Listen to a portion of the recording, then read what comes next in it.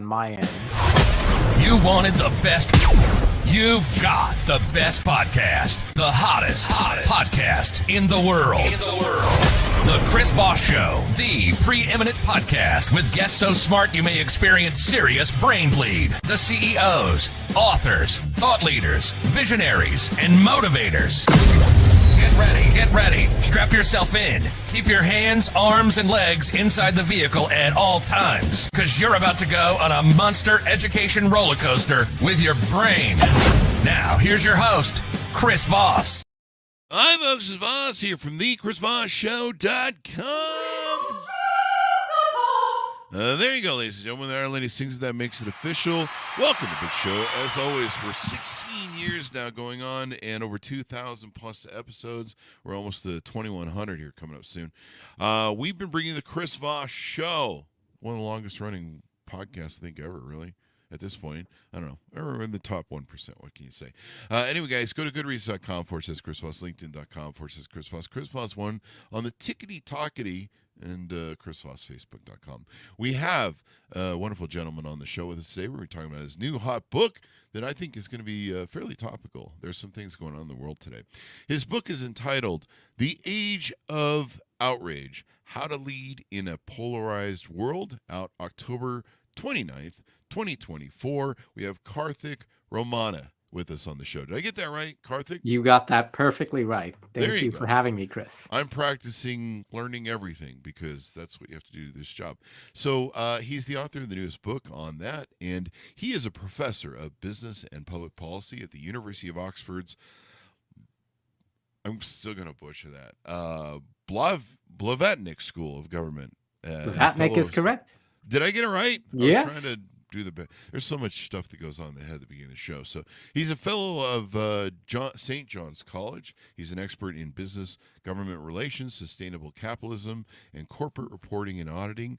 He studies how organizations and leaders build trust with stakeholders, and his scholarship has won numerous awards, including the Journal of Accounting and Economics Best Paper Prize, the Harvard Business Review, Mackenzie Prize for groundbreaking management thinking, and 3 times the International Case Center's prizes for outstanding case writing, dubbed by the Financial Times as the Business School Oscars. Welcome to the show. How are you, sir? I'm very well, and thank you so much for having me, Chris. Thanks for coming. We really appreciate having someone of your astute knowledge and expertise on the program, because I flunked college. I didn't even go to college, so I'm a complete idiot. Anyway, so welcome to the show. Give us your .coms. Where can you find people on the internet? My first name and last name, KarthikRamanna.com. That takes you to a website where it'll have all of the resources that you would need in terms of my underlying scholarship, but also ways to contact me. And so it's KarthikRamanna.com. There you go. Now, is this your first book? It is not. I've written a book about 8 years ago, which is a very, very technical book. It was published by the University of Chicago Press, and like most good University of Chicago Press books, it has probably as many pages of footnotes as it has of text. There you go. Well, congratulations on this new book that comes out October 29th. Give us a 30,000 overview. What's inside, please? So I wrote this book in part because of my day job, Chris. I was the director until last year of the Master of Public Policy program here at Oxford University. And over the course of the 8 years that I did that, we convened about 1,000 public leaders from 150 different countries. These are incredibly bright individuals from, who are incredibly committed and passionate about government, from countries like the US and China, Russia and Ukraine, Israel and Palestine, India and Pakistan. And I sat there scratching my head saying, how do I at least do no harm in the context of convening all of these people together, and perhaps more aspirationally do some good? And so what we did was bring together some wisdom from around the world, leaders who've been managing some of the most complex and difficult situations around the world, and say, what can they teach us about what it means to lead in this age of outrage? Yeah, it's definitely interesting. And I think you opened the book or the introduction talking about how Disney stepped in it and some of the experiences they had. Is that correct? That's correct. Yeah. So Disney is an interesting case study because, Hmm. companies these days recognize how difficult and challenging the political environment is. And they try to sort of, throw up their hands and say, but we're a business, we make money, and we really don't have a point of view on, whether things should be on the left or the right and a Republican or Democrat, et cetera. But that only works to a point because in a case like Disney, firstly, whether they like it or not, their product is inherently political. What Disney princes and princesses sort of do in their movies, that shapes the America of tomorrow. So whether they like it or not, Disney will be political. It's also Disney, as part of its strategy making money, has played a very active role in harnessing some of the sort of identity politics and cleavages in the world. So they've actively embraced, and perhaps for good measure, the LGBT communities around the world. And so when Florida starts passing anti-LGBT legislation, for Disney to then throw up its hands and say, oh, we're neutral on this issue, that just sort of comes across as hypocrisy. And that's how Disney gets itself into trouble. And of Yeah. course, not just Disney, every company will find itself in this kind of trouble. I know we want people to read the book to find out all the details, but do you is it's really hard to navigate this because you don't know what's going to blow up, you don't know what's going to go viral. Sometimes the most innocuous, or what people think is innocuous, let's put it that way, some PR agent in some room somewhere decides to tweet something or X something or whatever it's called this week, bankruptcy court. Um, the basically, puts out some sort of PR thing, and they think maybe it's either cute or funny or, tongue in cheek, and then it ends up blowbacking in their face, and then I imagine in your book in talking with these leaders, you're talking about how to respond to some of this stuff, right? How to deal with when you have an outrageous event of a viral moment that blows back on your company. That's right. And Mhm. probably the first and most important thing that companies can do is not be surprised by this age of outrage, Mhm. right? So, if there's one thing we know for certain, it's companies, whether it's Disney or Google or Microsoft or whoever it might be, Bank of America, they're going to find themselves in trouble one way or the other, whether they like it or not. So Mhm. just don't be surprised. And if you know that this is going to happen, you can start preparing for it from day one. So, no matter what happens in a few weeks with the US elections, we're still going to be a very divided country. And once the results of the elections will be clear, it'll become apparent that the country will need to sort of reconcile and deal with some healing. Yeah. Now, businesses would like to say, oh, well, this is not our problem. But many of them have already made implicit commitments that they will somehow, through their products and services, help with the healing. And even if they don't experience this as something that they've committed to doing, their customers or their investors or their employees have experienced them as something they'd be committed to doing. So being prepared for it is probably the first step. And we can start there. There you go. Be prepared because stuff's going to go bad. It's business. This is the fun part of being an entrepreneur and being in business is sometimes you never know what's going to come at you. It's this whack-a-mole, solve all the problems every day that come at you, and tomorrow there'll be new ones. So tell us a little bit about yourself. People like to hear some of your upbringing, your influences. What got you into academia and studying some of the things you've written about? Yeah, so I actually didn't think I was going to be an academic. It was a chance class that I took when I was sort of doing a graduate program, a sort of a master's program, where the teacher of the class thought I was doing rather well on the class and said, "Well, you should go on to be a professor and you should get a PhD." And if it weren't for that teacher sort of encouraging me to think about that, I'd have never considered a career in academia. And then I went on to get a PhD at MIT. I trained as a fairly quantitative economist. And my first job coming out of MIT was to be a professor at Harvard, where I was teaching finance and accounting to Harvard MBAs. And Mm-hmm. I did that and I enjoyed it. And then the financial crisis hit in 2008. And I had a bit of a personal crisis. I said, well, the great problem in the world isn't that there aren't enough MIT trained economists teaching Harvard MBAs how to make more money. There seem to be bigger problems in the world. So I went to the dean of my school at the time and I said, look, I have this crisis and I'd like to do something different. Mm-hmm. And the dean said something very intriguing to me. He said, why don't you take a year off and go self-study in the art of leadership and then come back and teach the required leadership class at Oh, Harvard? there you go. And I said, well, you must be crazy. I'm a quantitative economist. I don't know anything about this. But he said, no, trust me. And so I did, and I very much enjoyed it. And here I am now, almost 15 years later, still teaching leadership, but now at Oxford. Leadership is such a great thing and so important, and it seems to be so overlooked sometimes in the corporate world. And people leave companies if the leadership isn't good, if they don't feel like they have good bosses, the good people that lead them, and That's in right. life too. I mean, there's leadership in parenting, there's leadership in teacher at schools. There's all sorts of ways we all really kind of take part in leading at some point in time or another. At least I do.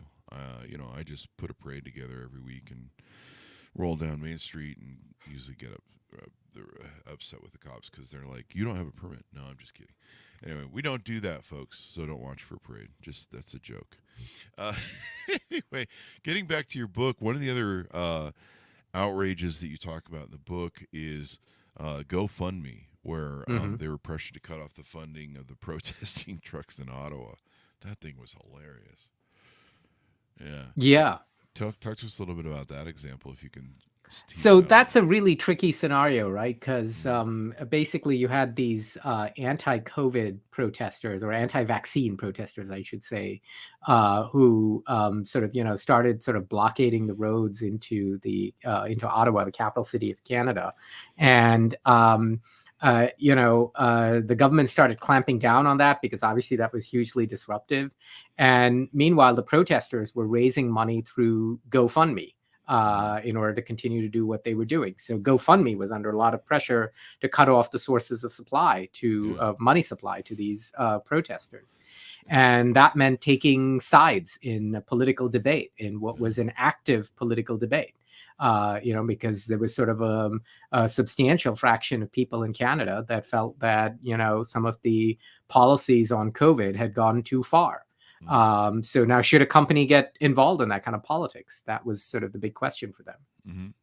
Yeah, and I mean, it's kind of hard. I think isn't Blackstone or somebody who owns a lot of interest in these companies uh, pushing for more DEI and more sort of woke policies, or trying to get more companies to. There's like a percentage or something they have to be involved in certain things.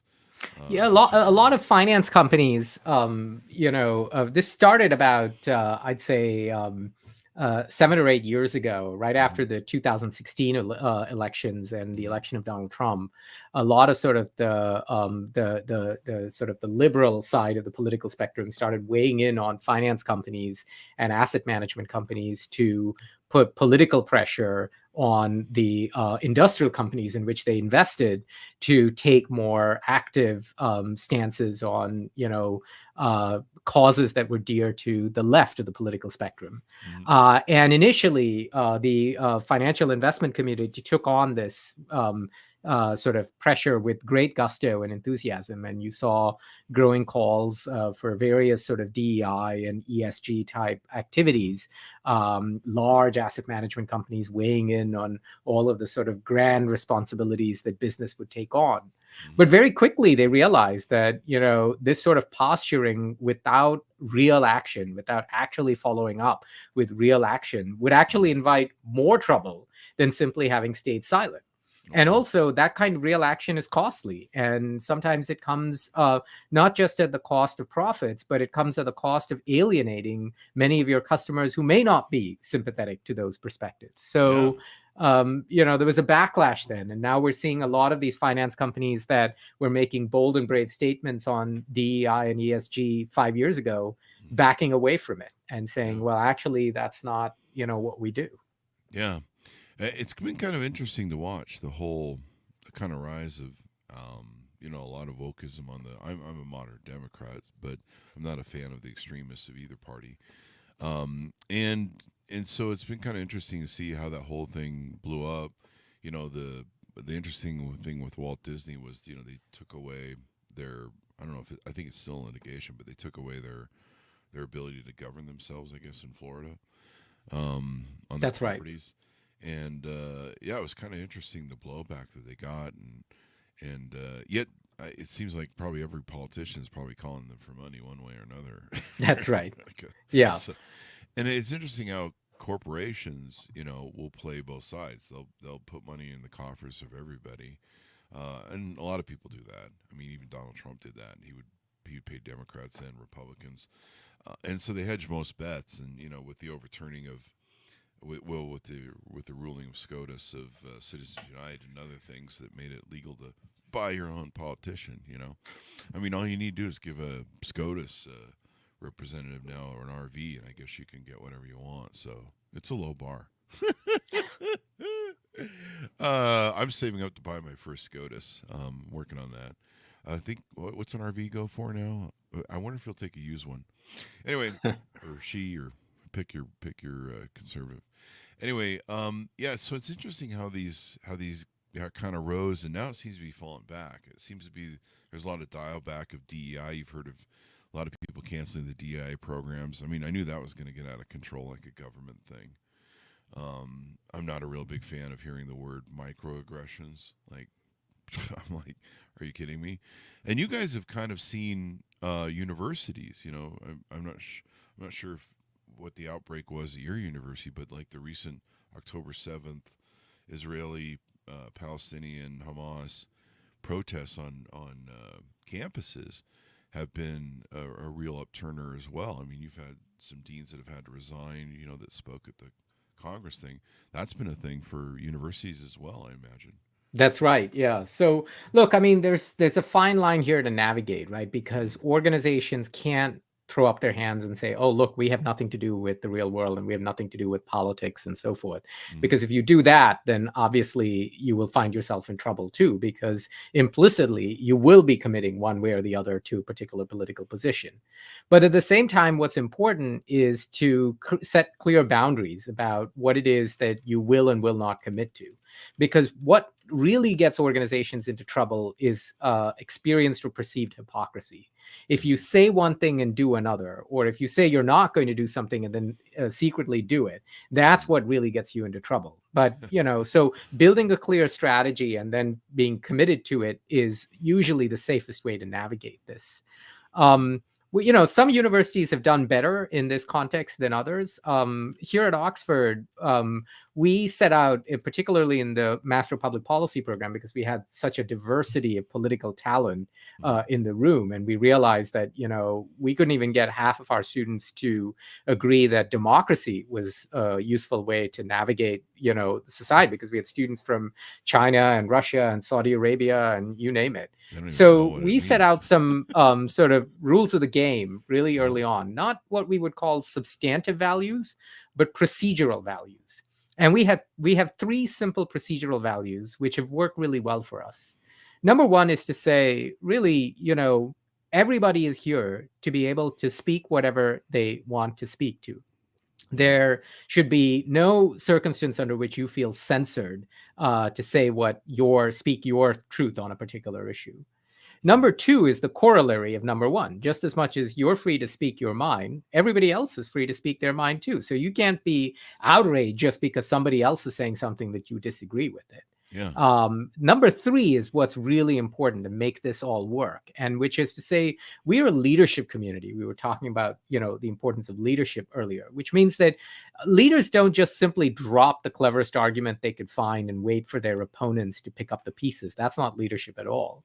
Mm-hmm. Leaders actually are like good managers. They take responsibility not just for what they say, but for how their words land on others. That's what sets us apart. We say we're free to speak our mind on something. We're free to speak what we see as the truth on something, but we take responsibility for helping others experience those words. We take responsibility for how those words land on others. Yeah. It's really interesting how the whole thing is playing out and where we're going as a country. I guess November in the election here, I guess, which is coming up. I can't believe it's already here. It's going to tell us, I guess, where the country wants to go. Or, well, I suppose not really, actually, because it's never the popular vote that wins. Um, and I mean, it's really just coming down to one or two states. It's really hilarious how this has really backfired having the electoral college. But it'll be interesting what we do here. Yeah, a lot of universities got hit with it. Trying to explain their positions on Hamas and seeing these people support Hamas and on universities, schools here in America. It's really kind of amazing in how they're trying to thread the needle and respect First Amendment rights, but then you're a public company that receives money from the government or donations and stuff. But it's really interesting how it's playing out, and what it's doing. So you help leaders turn down the temperature, analyze root causes, develop and implement responses that are mission consistent, and build resilience. And I guess as a leader, if you're a major leader in a major company or any real company of any given size in this, you can be a small guy and do something and end up on the front page of the news today these days, huh? That's right. Yeah. I mean, you don't need to be a leader sitting at the top of the hierarchy of the organization to Mm-hmm. say, okay, now here's my checklist. Now that I've climbed to the top of the organization, now let me try to do something about it. The beauty of leadership is it's different from, say, positional power. It's different from management. You don't have to be sitting in some sort of formal position of authority to shape an organization. In fact, the best, cleanest, simplest definition of leadership I've encountered is you leave a situation better than you found it. And anyone really with the right intent, with the right skill, has the capacity to leave a situation better than they found it. So even if you're entry level, you can manage upward and have a tremendous impact in your organization as a leader. And so what we talk about is the sort of 5 steps in the framework for the age of outrage is really to help anyone in an organization, again, whether it's a business organization, a government organization, a not-for-profit organization, figure out what are the steps that you can do to really lead in this situation. Sometimes that's managing up, sometimes it's managing down, sometimes it's managing laterally. But the world is full of problems that you, with the right instinct, can make a difference in. There you go. There you go. So as we go out, give people your final thoughts. Tell them where they can find out more about you on the .com and where to pick up the book. Yep, you can pick up the book at Amazon or any of your favorite bookshops or any of your favorite sort of websites. It's The Age of Outrage, How to Lead in a Polarized World. And again, my website is karthikramanna.com. That's KarthikRamanna.com. There you go. Thank you very much, sir, for being on the show. We really appreciate it. My pleasure. Thank you, Chris. Thank you. Order up the book where refined books are sold. The Age of Outrage, How to Lead in a Polarized World. Thanks, Manas, for tuning in. It's available October 29th, 2024, by the way. So pick that up. So pre-order it so you can get your copy as soon as it releases and be the first one in your book club to say you read it. Thanks for tuning in. Be good to each other. Stay safe. We'll see you next time.